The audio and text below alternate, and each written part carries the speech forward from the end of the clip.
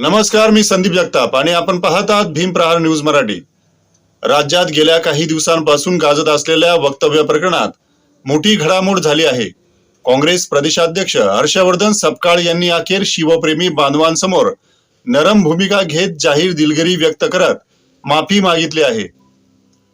काही दिवसांपूर्वी माध्यमांशी बोलताना सपकाळ यांनी टिपू सुलतान यांचा उल्लेख करताना त्यांना छत्रपती शिवाजी महाराज यांच्या समकक्ष पाहिले पाहिजे असा आशय व्यक्त केल्याचा आरोप झाला। या विधानानंतर राज्यभर संतापाची लाट उसळली। भारतीय जनता पक्ष व शिवप्रेमींकडून मोठ्या प्रमाणात आंदोलन छेडण्यात आले।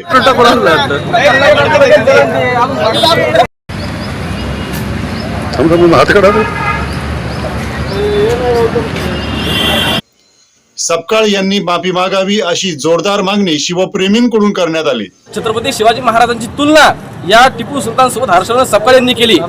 त्याच विरोधात आज सकल हिंदू समाजातर्फे आम्ही त्याचा हर्षवर्धन सपकाळांचा तीव्र निषेध या ठिकाणी केलेला आहे आणि आमची एवढीच मागणी आहे की हर्षवर्धन सपकाळनी अखंड हिंदू समाजाची त्या ठिकाणी डोकं टेकून आणि नाक घासून माफी मागितली पाहिजे, एवढी या ठिकाणी मागणी करतो। आणि तसं त्यांनी केलं नाही तर हिंदू समाज हा छत्रपती शिवाजी महाराजांच्या सन्मानार्थ त्या ठिकाणी रस्त्यावरती लवकर उतरल।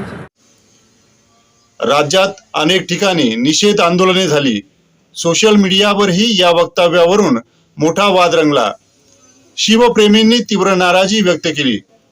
भाजपाने आरोप केला की शिवाजी महाराजांच्या तुलनेत कोणाचाही उल्लेख करणे हे महाराष्ट्राच्या अस्मितेवर घाव आहे।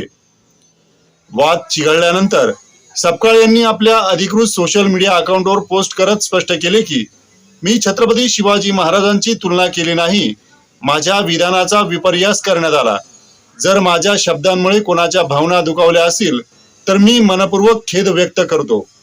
सपकाळ यांनी पुढे म्हटले की छत्रपती शिवाजी महाराज हे त्यांचे आदर्श आणि प्रेरणास्थान आहेत, त्यांच्या तुलनेचा प्रश्नच उद्भवत नाही। सपकाळ यांनी भाजपावरही निशाणा साधला। त्यांच्या म्हणण्यानुसार नियोजनपूर्वक अपप्रचार करून धार्मिक तेढ निर्माण करण्याचा प्रयत्न झाला। इतिहासावर मतभेद असू शकतात, मात्र समाजात संघर्ष नको असे त्यांनी स्पष्ट केले। शिवजयंती अवघ्या 2 दिवसावर असताना सपकाळ यांनी समाजात ऐक्य आणि समन्वय राखण्याचे आवाहन केले। संत तुकाराम महाराज यांच्या अभंगातील ओळी उद्धृत करून त्यांनी अन्यायाविरोधात लढण्याचा संदेश दिला। राजकीय विश्लेषकांच्या मते सतत वाढणाऱ्या आंदोलनाच्या पार्श्वभूमीवर आणि शिवजयंतीच्या आधी वातावरण शांत करण्यासाठी सपकाळ यांनी नरम भूमिका घेतल्याचे दिसते।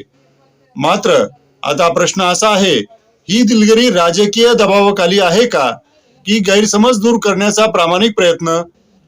एकीकडे शिवप्रेमींचा रोष, दुसरीकडे सपकाळ यांची माफी। राजकारणात शब्दांचे महत्त्व किती असते याचे हे ताजे उदाहरण आहे।